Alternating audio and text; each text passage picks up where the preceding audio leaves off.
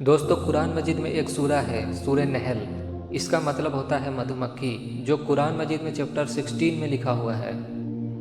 और ये क्या, मधुमक्खी के जिस्म में क्रोमोजोम्स भी 16 ही होते हैं? आगे सुनो। कुरान मजीद में सूरह मैदा चैप्टर 5 वर्स 60 में सुअर का जिक्र लिखा है।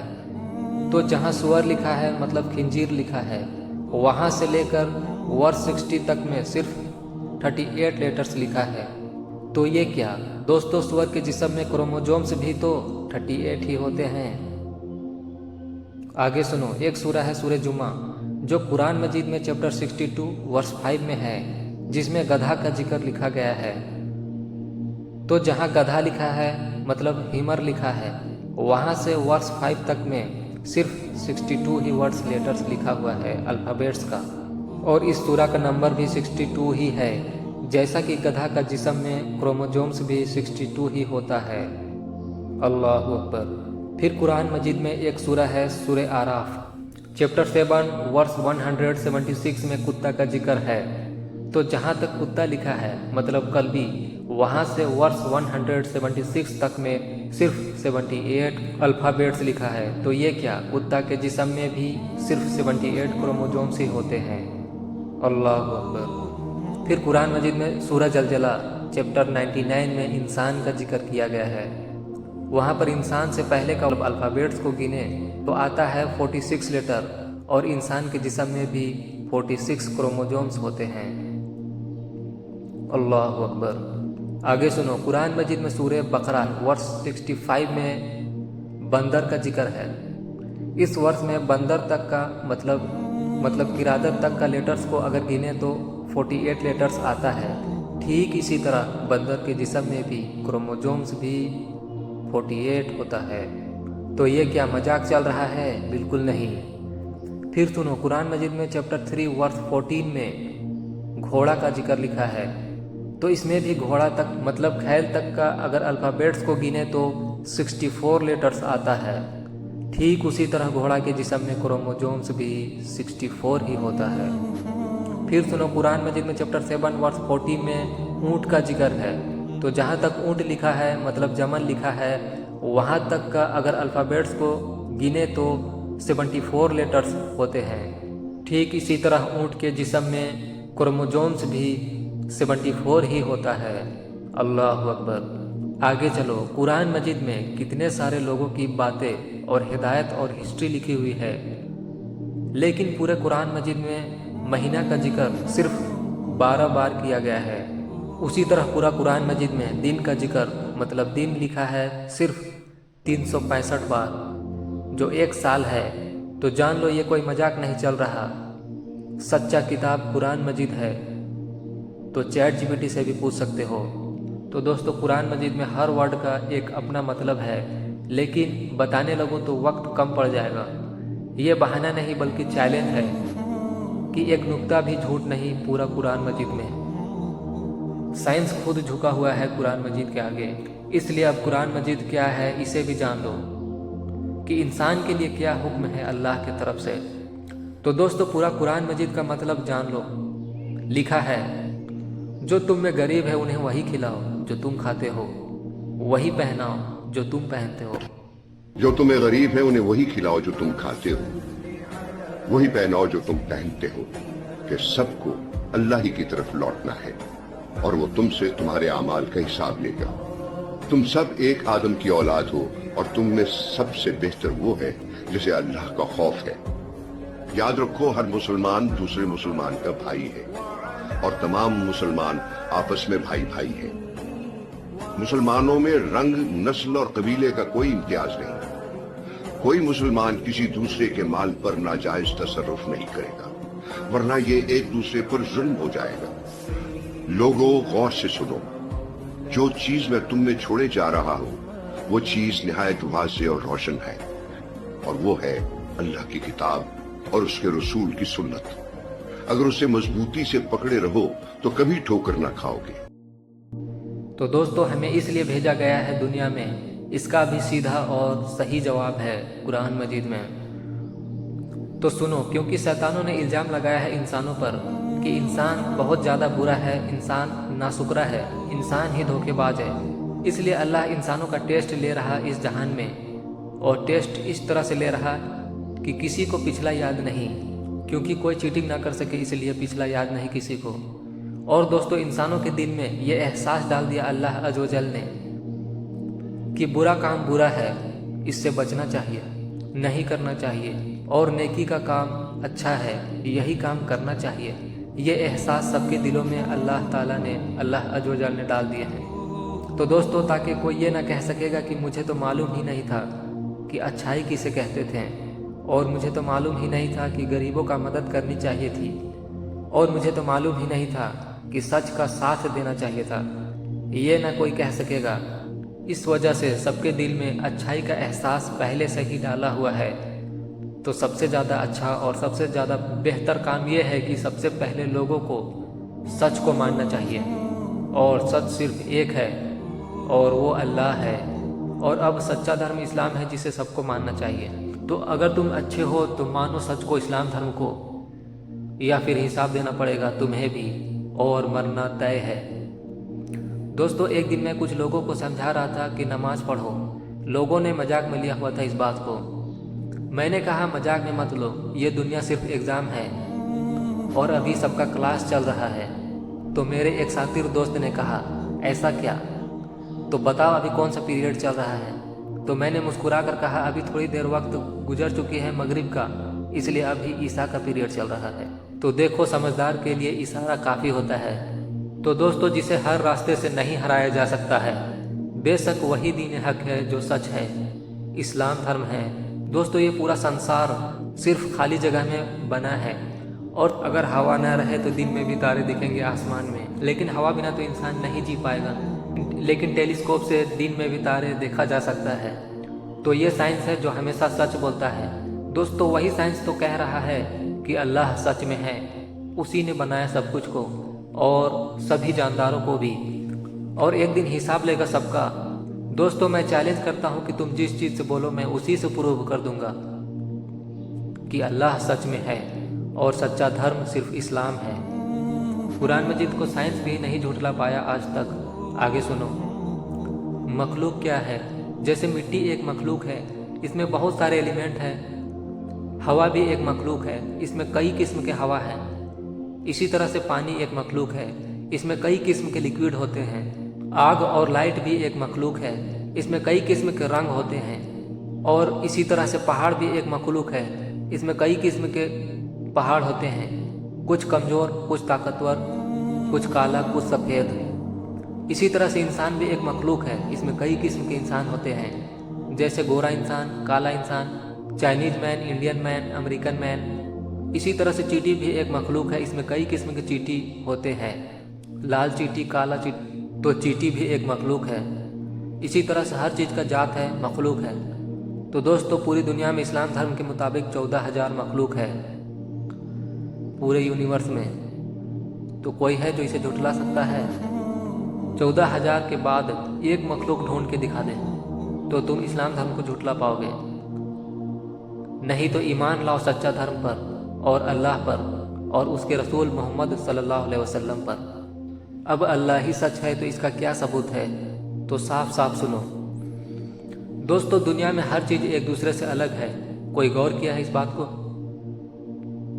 सब कुछ एक दूसरे से अलग कैसे है, हम बताते हैं। जैसे सूरज जैसा पूरा यूनिवर्स में कोई नहीं, मतलब और भी सूरज है आसमान में इससे भी बड़ा बड़ा, लेकिन या तो सूरज से बड़ा, या तो फिर इस सूरज से छोटा, या फिर रंग दूसरा दूसरा। लेकिन इस सूरज जैसा पूरा यूनिवर्स में कोई नहीं। चांद है, और भी चांद है आकाश में तारों के पास। जो तारा है उसे जूम करके देखो तो बड़ा बड़ा है, वहाँ भी चांद है, लेकिन इस चांद जैसा पूरा यूनिवर्स में कोई दूसरा चांद नहीं। जैसे कि तुम खुद पूरा यूनिवर्स में तुम्हारे जैसा और कोई नहीं है। मिल सकता है, मिलता जुलता दिख सकता है, लेकिन 100% तुम्हारे जैसा और कोई नहीं। इसी तरह से सबका फिंगरप्रिंट सबका अलग अलग है। यहाँ तक कि एक ही इंसान का लेफ्ट हैंड फिंगरप्रिंट्स और राइट हैंड फिंगरप्रिंट्स भी अलग अलग होता है। इसको भी जान लो। और दुनिया में, मतलब अर्थ में, हमारी पृथ्वी में कुल total 10 to the power 50 atoms है। मतलब एटम से बना है ना पूरा यूनिवर्स, मतलब हवा भी एटम से बना है, पानी भी एटम से बना है, हीरा भी एटम से बना है, मिट्टी, इंसान, पेड़ पौधे सब एटम से बने हैं। तो हमारा अर्थ में 10 टू द पावर 50 एटम्स है कुल टोटल। ये एक बहुत बड़ा आंकड़ा है लेकिन शॉर्ट में बताया गया है 10 टू द पावर 50 एटम्स। तो 10 टू द पावर 50 एटम्स में से हर एक एटम्स एक दूसरे से अलग है। जो एक है उसके जैसा दूसरा नहीं। इसे समझो, जैसे पानी, एक गिलास पानी लो, उसे टेबल में रख दो, जब पानी ठहर जाए तो पानी नीचे वाला नीचे क्यों है और ऊपर वाला ऊपर क्यों? दोस्तों, ऊपर वाला पानी नीचे भी तो रह सकता था।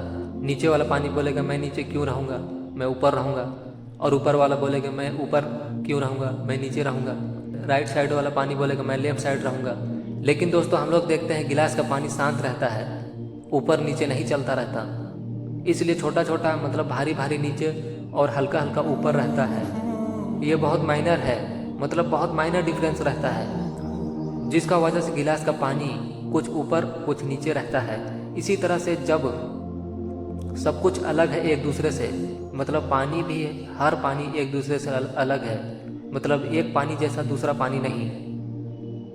जैसे तुम्हारी अपनी सगी माँ सिर्फ एक है पूरी दुनिया में। जैसे 2 + 2 = यहाँ 4 को नहीं लिखकर पूरी दुनिया की सारी मैथ को लिख दो तो क्या सही होगा? बिल्कुल नहीं, क्योंकि वहाँ पर सिर्फ 4 ही चाहिए। ऐसे ही हर चीज़ सिर्फ एक है खुद में, ऐसे ही सब एक दूसरे से अलग है। जिसका जो वैल्यू है उसको वही जाना होगा, उसका जगह कोई और नहीं ले सकता। तो जब सब कुछ अपने आप में सिर्फ एक है तो बोलो दुनिया में इतने सारे धर्म कैसे सच? धर्म भी सिर्फ एक ही सच होगा ना। तो जब धर्म सिर्फ एक ही सच है तो कौन सा धर्म सच्चा होगा? तो दोस्तों, वही धर्म सच्चा होगा जिसमें सिर्फ वन गॉड होगा, सिर्फ एक खुदा, सिर्फ एक अल्लाह है। तो कोई है जो सोचे समझे और अल्लाह पर यकीन करे। दोस्तों, इस्लाम धर्म में सिर्फ वन गॉड है, सिर्फ एक अल्लाह है। दोस्तों, क्या तुम हमेशा जिंदा रहोगे? नहीं। तो एक्सेप्ट करो इस्लाम धर्म को, अल्लाह पर यकीन करो कि हिसाब लेगा एक दिन मरने के बाद, जिसने तुम्हें पहली बार बनाया। दोस्तों, इंसान के लिए धर्म का होना इतना ज़रूरी है कि इंसानियत का नाम धर्म से ही मिला है और इसी में सबकी भलाई है। नहीं तो लोग आज भी जानवर बनकर होते, इंसान नहीं। तो अब सच्चा धर्म को मानना सबसे ज़्यादा ज़रूरी है।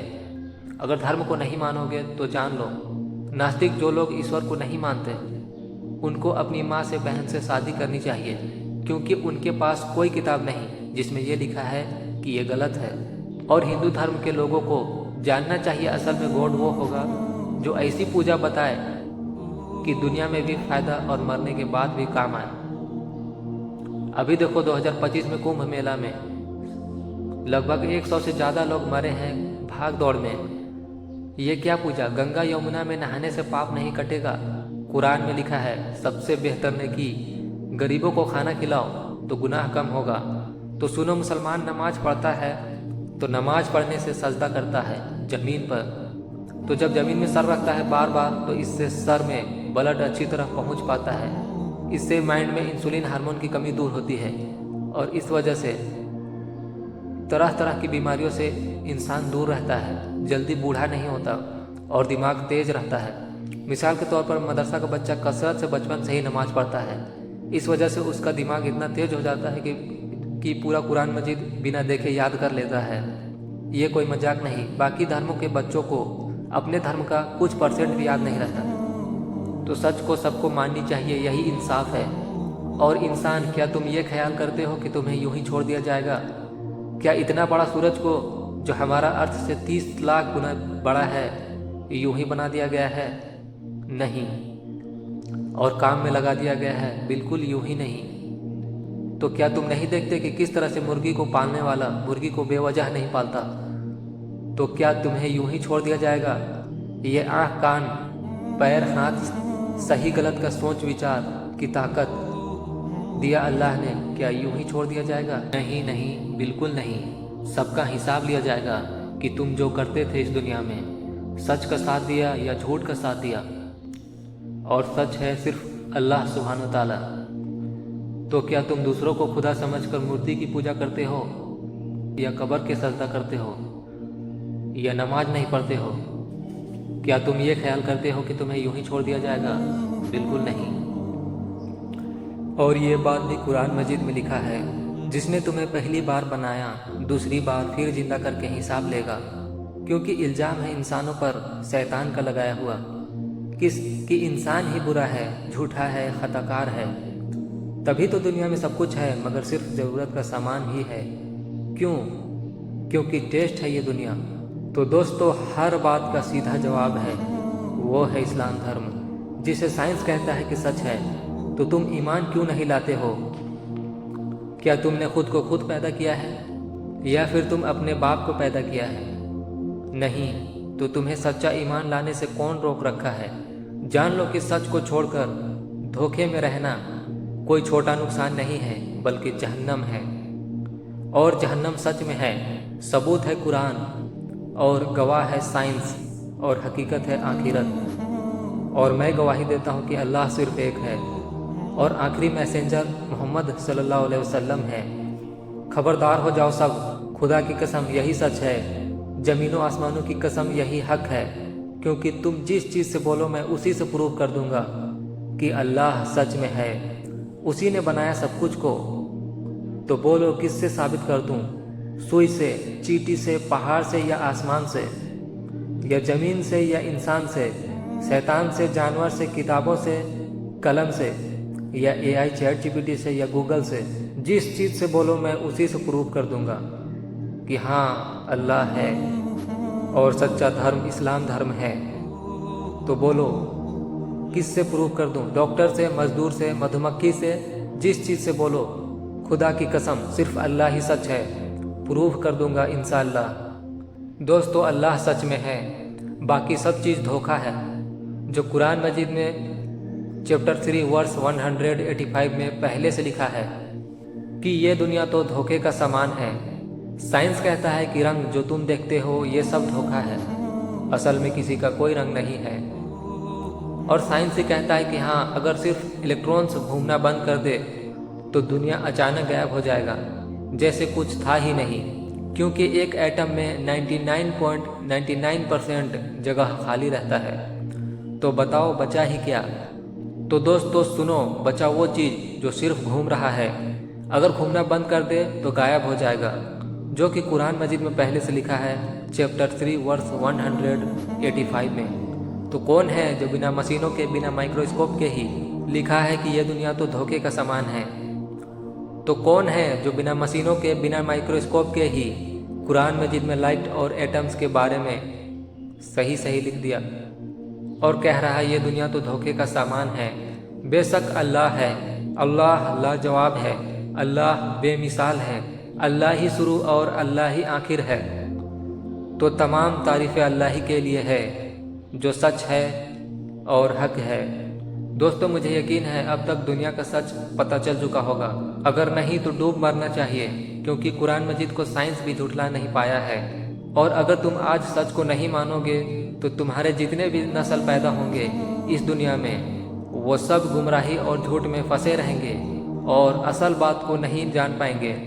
वे लोग इस दुनिया में जितनी गुनाहें करेंगे उन सब में भी तुम्हें भी हिस्सा मिलेगा, और जहन्नम इंतजार में है।